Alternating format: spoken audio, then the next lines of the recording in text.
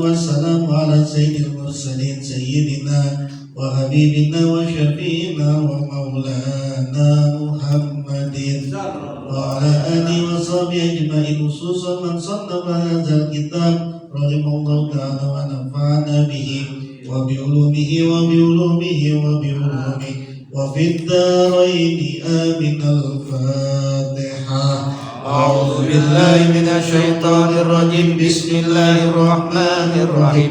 الحمد لله رب العالمين الرحمن الرحيم مالك يوم الدين. إياك نعبد وإياك نستعين. اهدنا الصراط المستقيم صراط الذين أنعمت عليهم غير المغضوب عليهم ولا الضالين. آمين. Bismillahirrahmanirrahim. Para sadis, para jamaah sekalian, lanjutkan pembacaan kitab fikih Kasyifatus Sajjad karya dari Syekh Nawawi Al-Baghdadi. Kita masih membahas mengenai persoalan zakat, bahwa kemarin sudah dibahas zakat itu ada dua, ada zakat mal, ada zakat fitrah, zakat harta dan zakat jiwa. Fitrah itu jiwa, ada harta, ada jiwa. Nah, zakat harta itu ada 6, yaitu hewan ternak, kemudian yang kedua emas dan perak, yang ketiga tumbuh-tumbuhan atau tanaman, terus yang keempat adalah dagangan, harta dagangan, terus kemudian yang kelima adalah rikas, yang rikas harta pendaman atau harta karun, kita menyebutnya harta karun, dan yang keenam adalah barang tambang. Nah, 6 ini adalah yang masuk dalam kategori zakat mal atau zakat harta. Jadi kalau disebut mana zakat malnya, nah zakat mal itu ya cuma 6 ini nih, 6 jenis ini. Nah, yang kedua zakat fitrah. Zakat fitrah itu zakat jiwa bagi siapapun yang menemukan menemukan bulan suci Ramadan. Meskipun cuma sebentar doang dia menemukan, karena dia meninggal atau dia baru lahir, maka dia wajib untuk membayar zakat fitrah. Nah, itu sudah kita bahas. Lanjutannya adalah wa yajibu alaihi inda yasarihi bi ba'di soy'ati duna ba'din.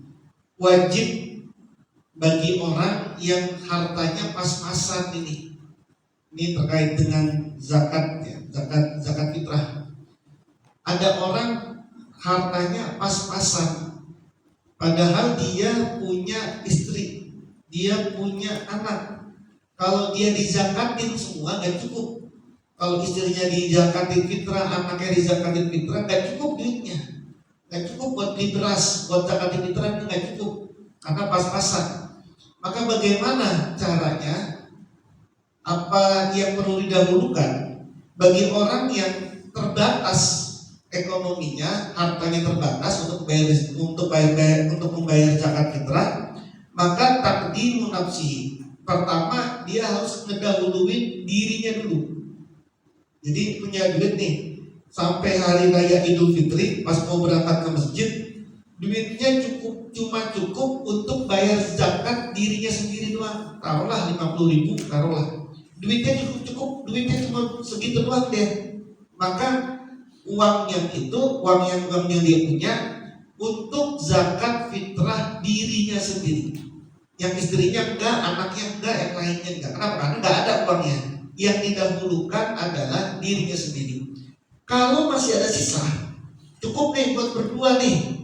Buat berdua cukup. Siapa aja? Dirinya dan istrinya. Kalau dia punya istri. Jadi 2, dirinya dan istrinya.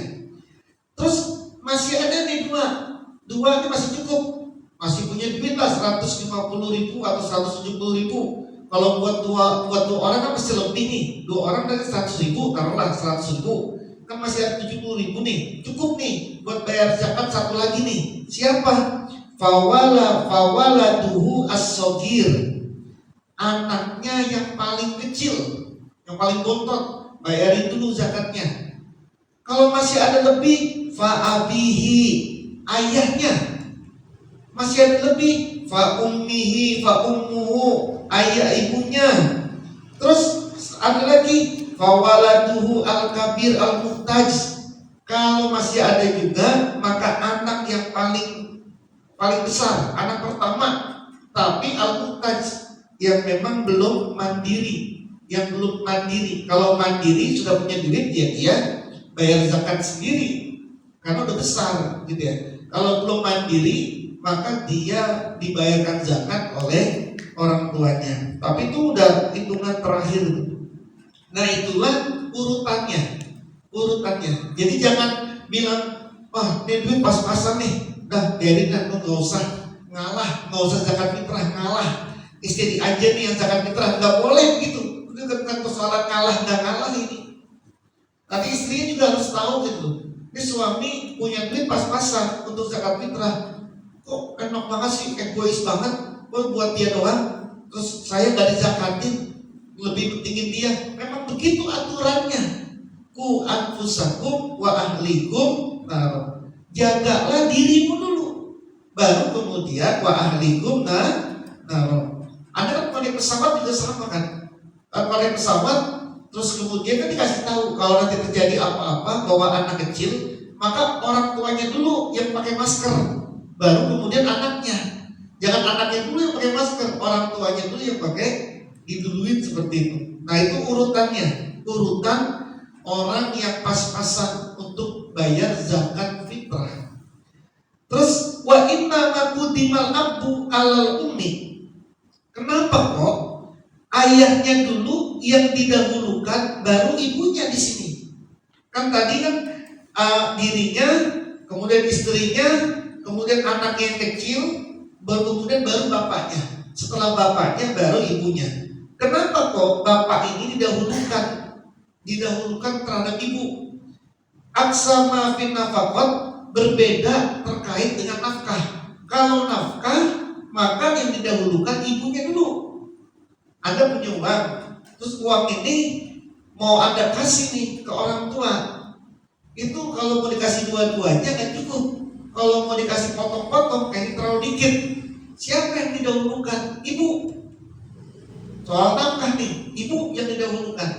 Anda pengen ngasih siapa nih? Orang bapak atau emak yang perlu dikasih? Emak yang perlu didahulukan kalau urusan nafkah. Kenapa? Li'anna nafaqata lil hajat. Karena nafkah itu untuk hajat, untuk sebuah keperluan. Wal ahwaju, sedangkan ibu lebih butuh terhadap nafkah, terhadap hajat daripada bapak. Wal fitratu lissarof, sedangkan zakat fitrah untuk kemuliaan, bukan untuk hajat, tapi untuk kemuliaan. Wal abu asrofu, maka ayah lebih mulia. Kenapa lebih mulia ayah? Li'annahu mansubun ilaihi, karena bahwasanya orang itu dihubungkan kepada ayahnya. Dia bin bapaknya kan pasti dihubungkan kepada bapaknya, bukan bin ibunya, tapi bin bapaknya, karena dia dihubungkan kepada bapaknya, bukan kepada ibunya. Wa yasrafu bisarofihi, anak ini bisa jadi mulia sebab bapaknya mulia. Kalau bapaknya mulia, emaknya nggak mulia, bisa anak ikut mulia itu. Yang Nabi, misalnya Nabi Nuh, istrinya kan nggak ikut sama anaknya ikut mulia sama Nabi. Kalau bapaknya mulia, anaknya ikut mulia. Tapi kalau bapaknya nggak mulia, ibunya mulia, itu masih belum dipandang itu. Orang masih belum dipandang itu. Jadi misalkan kita ini orang kagak bener, tapi istri kita orang bener. Nanti anak kita itu akan dicap orang gak bener itu. Kenapa? Karena kita ini sebagai bapak gak bener. Nah itu pandangannya. Kalau kemuliaan dihubungkan kepada ayah, tapi kalau hajat di hajat dihubungkan kepada ibu. Maka tadi kalau urusan nafkah, maka ibulah yang harus didahulukan. Kenapa? Karena nafkah daripada ayah. Sedangkan zakat fitrah bukan untuk hajat, tapi untuk kemuliaan. Nah, ayah lebih mulia, lebih harus dimuliakan, lebih mulia.